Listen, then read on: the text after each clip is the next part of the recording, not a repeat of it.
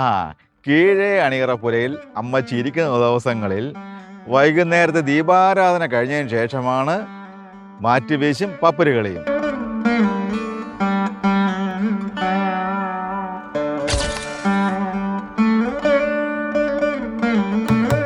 എന്നാൽ കഴിഞ്ഞ 1/4 നൂറ്റാണ്ടിനിടയ്ക്ക് ഒരു തവണ അതിരാവിലെ പപ്പരുകളിയും മാറ്റുവേശും നടന്നു.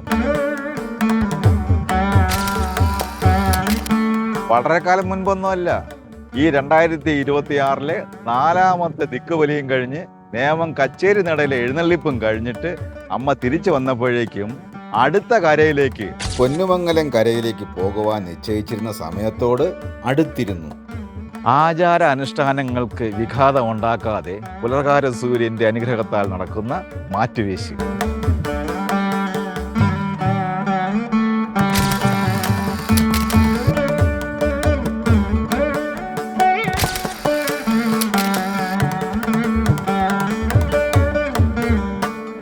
പകൽ വെട്ടത്തിൽ ചൂട്ടുകറ്റയുടെ ചുവട് പിടിച്ച് ബ്രഹ്മാവുമായി സംവദിക്കുന്ന പപ്പര്.